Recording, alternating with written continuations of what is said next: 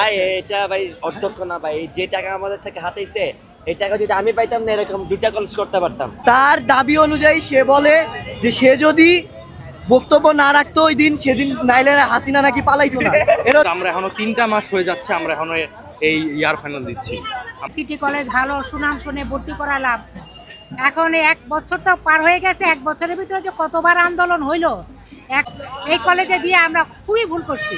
হ্যাঁ, শিক্ষা নামে এখন সিন্ডিকেট চলতেছে, এক সিন্ডিকেট গেছে আরেক সিন্ডিকেট চলে আসছে। আসলে পুরো কনসেপ্টটাই ক্লিয়ার না আমাদের কাছে। এখন তারা অধ্যক্ষের পদত্যাগ চাচ্ছে, এর পিছনে ইন্টারনাল কোনো পলিটিক্স আছে কিনা বা এক্সটার্নাল কোনো পলিটিক্স আছে কিনা। এটা ভাই অধ্যক্ষ না ভাই, যে টাকা আমাদের থেকে হাতাইছে এই টাকা যদি আমি পাইতাম না এরকম দুইটা কলেজ করতে পারতাম। আল্লাহ মাহবুদ জানে আমাদের টাকা দিয়ে কি করে, কলেজে কোনো হিসাব দিতে পারে না ভাই। আমাদের যেখানে কলেজের বেতন পার মান্থ 1800 টাকা করে না, 3 মাস পর পর বলে আমাদের থেকে ভাই 20,000 টাকা নেওয়া লাগে। কিসের টাকা নেয় কোন হিসাব নেই। যদি পদত্যাগ না করে তাহলে ভাই আমরা এক্সামে বসবো না। আমাদের একটা ফিউচার আছে, প্রত্যেকটা হাজার হাজার স্টুডেন্টের ফিউচার আছে। এরকম করলে ভাই লাইফ আগে বানাবে। সিটি কলেজ একটা স্বনামধন্য একটা কলেজ, এরকম ফ্যাসিস্টের হাতে এই কলেজ তুলে দেওয়া যাবে না। আসলে হচ্ছে কি, আপনার এই নিয়ামুর বা এই যে যারা সিন্ডিকেট চালাচ্ছে আমরা তাদের পদত্যাগ চাচ্ছি, কারণ তিনি হচ্ছে আপনার আমাদের এই কলেজের খুব করছে, আমাদের এই যে কলেজের ঐতিহ্য নষ্ট করছে।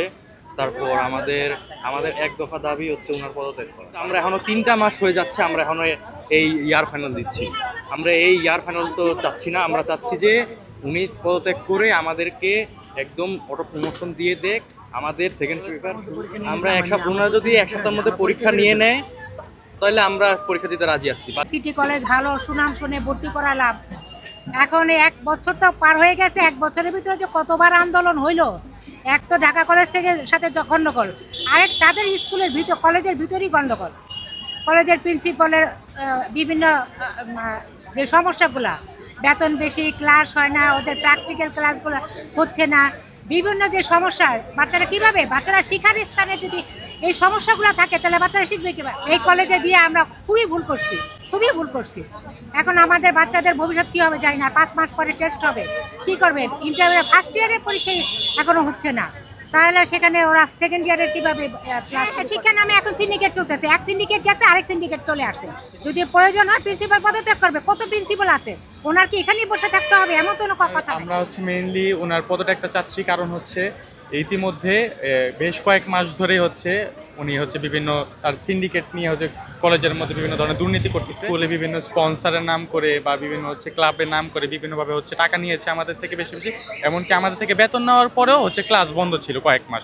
তার দাবি অনুযায়ী সে বলে যে সে যদি বক্তব্য না রাখতো ওই দিন সেদিন নাইলে হাসিনা নাকি পালাইতো না। আমাদের কলেজের প্রিন্সিপাল যেহেতু দুর্নীতিগ্রস্ত হয়েছে আমরা তাকে চাচ্ছি না। আর বারবার তারা আমাদেরকে জানাচ্ছে যে এখানে তারা ডিসিশন নিবে। 9 মাস ধরে কি ডিসিশন নিচ্ছে? আমরা তো ডিসিশন জানাই দিছি, আমরা তো আমাদের দাবি জানাই দিছি। আমাদের তো ডিসিশন তো একটাই যে প্রিন্সিপালের পদত্যাগ করতে হবে।